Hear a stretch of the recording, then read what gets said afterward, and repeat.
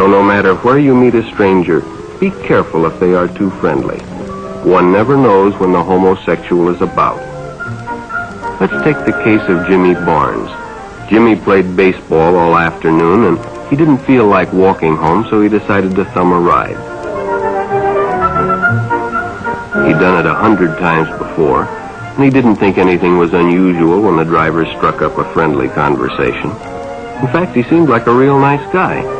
What Jimmy didn't know was that Ralph was sick, a sickness that was not visible like smallpox, but no less dangerous and contagious, a sickness of the mind. You see, Ralph was a homosexual, a person who demands an intimate relationship with members of their own sex.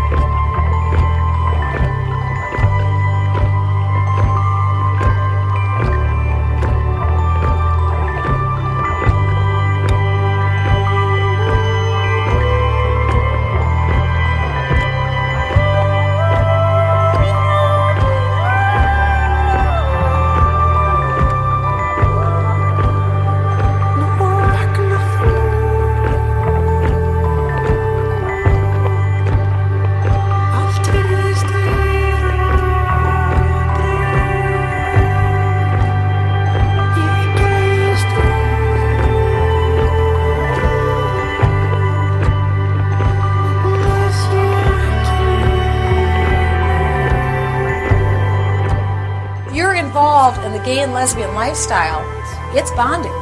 It is personal bondage, personal despair, and personal enslavement. And that's why this is so dangerous. We have to understand barbarians need to be educated. They need to be disciplined. And just because someone feels it or thinks it doesn't mean that we're supposed to go down that road. Lesbian, gay, and bisexual youths are up to 4 times more likely to attempt suicide than their heterosexual parents, their peers, rather. I was struck by the fact that America, a country with such a tarnished civil rights record, could be repeating its mistakes so blatantly. And someone made the comment that this is not about equality. Well, yes, it is about equality. And why in the world would we not allow those equal rights for individuals who truly were committed to one another in life to be able to show that by way of a marriage? This vote is not about politics. It's not about Democratic politics or Republican politics. It's not about who contributed to what campaign. It's not about who tried to make this body one party or another. It has absolutely nothing to do with this. This vote is about an issue of fairness and equality, not political. It is about the fairness of people who are of the right age, of sound mind, who choose to live together, share everything together, and want to be able to have the protections that government grants those of us who have the privilege of marriage and treat it so cavalierly in our society. For the next 2 hours, I'm sure we're going to hear plenty of testimony about how damaging having gay parents is on kids. But in my 19 years, not once have I ever been confronted by an individual who realized independently that I was raised by a gay couple. And you know why?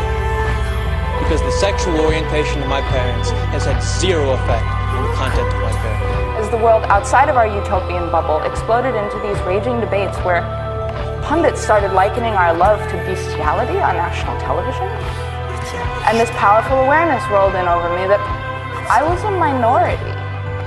And in my own home country, based on one facet of my character, I was legally and indisputably a second-class citizen. Vice presidential candidate Governor Sarah Palin says that she's in favor of a federal ban on gay marriage. Basically, she wants to change the Constitution.